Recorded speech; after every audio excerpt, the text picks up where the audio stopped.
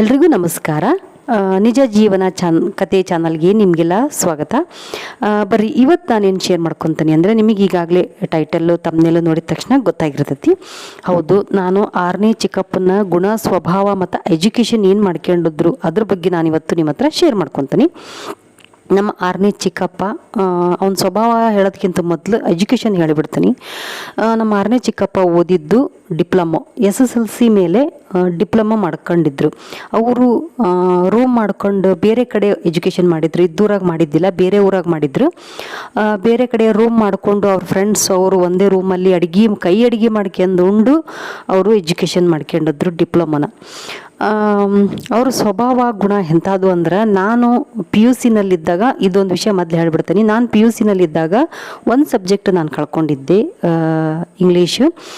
ಅದು ಅವಾಗ ಬಂದು ನಾನು ಅಳೋದಕ್ಕೆ ಶುರು ಮಾಡಿದ್ದೆ. ಅವಾಗ ಬಂದು ನನಗೆ ಹೇಳಿದ್ರು, ನಾವು SSLC ಮಟ್ಟ ಬಂದು ನಮಗೆ ABCD ಬರ್ತದಿಲ್ಲ, ನೀನು PUC ಒಳಗೆ ಒಂದು ಸಬ್ಜೆಕ್ಟ್ ಹೋದ್ರೆ ಏನಾಯ್ತು, ನೆಕ್ಸ್ಟ್ ಟೈಮ್ ಅದನ್ನು ಕಟ್ಕೊಂಡು ಪಾಸ್ ಮಾಡಿದ್ರಕತ್ತಿ, ನೀನು ಯಾಕೆ ಅಳ್ತಿ ಬಿಡು ಅಂತ ಧೈರ್ಯ ಹೇಳಿತ್ತು ಈ ಚಿಕ್ಕಪ್ಪನ ಬಂದು.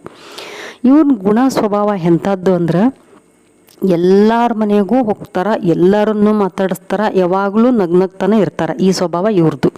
ಅವ್ರು ಹಂಗಂದ್ರು, ಇವ್ರು ಹಿಂಗಂದ್ರು, ಅವ್ರ ಮನೆಗೆ ಹೋಗ್ಬಾರ್ದು, ಇವ್ರ ಮನೆಗೆ ಹೋಗ್ಬಾರ್ದು, ಈ ಥರ ಸ್ವಭಾವ ಇಲ್ಲ. ಅದ್ರಾಗೂ ನಮ್ಮ ಅಪ್ಪಾಜಿ ನಮ್ಮ ಅಮ್ಮಗಂತೂ ಭಾಳ ಬೆಲೆ ಕೊಡೋಂಥ ಚಿಕ್ಕಪ್ಪ ಇವರು ಅಂತ ಹೇಳ್ಬೋದು.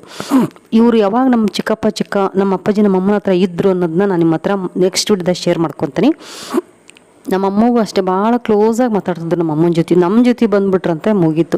ಎಲ್ಲರ ಮನೆಗೆ ಹೋದ್ರು ಅಷ್ಟೇ, ಸೀದಾ ಅಡುಗೆ ಮನೆಗೆ ಹೋಗೋದು, ಅವ್ರು ಏನು ಮಾಡಿರ್ತಾರೆ ಎಲ್ಲ ಕೈ ಹಾಕಿ ತಗೊಂಡು, ಪಾತ್ರೆಲಿ ಕೈ ಹಾಕಿ ತೊಗೊಂಡು ತಿನ್ನೋದು, ನಮಗೆ ತಿನ್ನೋಕೆ ಕೊಡೋದು, ಆಮೇಲೆ ಪಟ ಅಂತ ಎಲ್ಲ ಮಕ್ಕಳನ್ನ ಹೊಡೆಯೋದು, ಒಂಥರ ಜಿಗಟೋದು, ಕೈ ಹಿಡಿದು ಲಟ್ಟಿಗೆ ತೆಗೆಯೋದು, ಈ ಥರ ಸ್ವಭಾವ.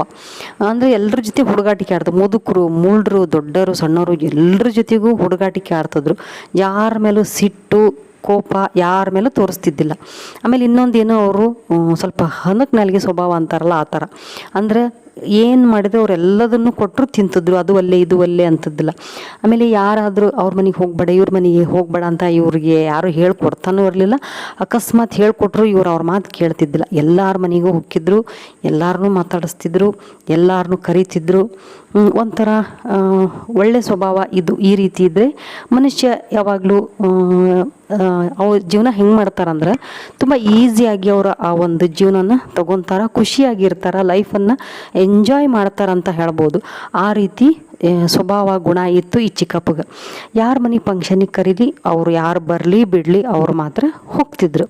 ಎಷ್ಟೇ ಸಿಟ್ಟು ಜಗಳ ಮನೆಯಾಗ ಅವ್ರ ಹೆಂಡತಿ ಮಕ್ಕಳು ಮದುವೆ ಆಗಿಂದನೂ ಹೇಳ್ತಾನೆ, ಮದುವೆ ಆದಮೇಲೆ ಹೆಂಡತಿ ಬರದೇ ಇದ್ರೂ ಅವ್ರು ಮಾತ್ರ ಹೋಗಿದ್ರು. ಇದು ಅವ್ರ ಸ್ವಭಾವ. ಯಾರ ಫಂಕ್ಷನಿಗೂ ಬಿಡ್ತಿದ್ದಿಲ್ಲ, ಖುಷಿಯಾಗಿ ಹೋಗೋದು, ಎಲ್ಲ ಫಂಕ್ಷನ್ ಅಟೆಂಡ್ ಮಾಡೋದು, ಫಂಕ್ಷನ್ನ ಮುಂದೆ ನಿಂತ್ಕೊಳ್ಳೋದು, ನಗೋದು, ತಮಾಷೆ ಮಾಡೋದು, ಎಲ್ಲರನ್ನೂ ನಗ್ಸೋದು, ಈ ಥರ ಸ್ವಭಾವ. ಆಮೇಲೆ ಎಲ್ಲದನ್ನೂ ತಿಂತಾರೆ, ಅದು ತಿನ್ನಲ್ಲ ಇದು ತಿನ್ನಲ್ಲ ಅಂತ ಹೇಳಂಗಿಲ್ಲ, ಎಲ್ಲ ಐಟಮು ತಿಂತಿದ್ರು. ಈ ಥರ ಇತ್ತು ಚಿಕ್ಕಪ್ಪನ ಸ್ವಭಾವ. ಮುಂದಿನ ವಿಡಿಯೋದಾಗ ಮತ್ತಷ್ಟು ವಿಷಯ ಶೇರ್ ಮಾಡ್ಕೊತೀನಿ. ಅಲ್ಲಿವರೆಗೂ ಜೈ ಶ್ರೀರಾಮ್.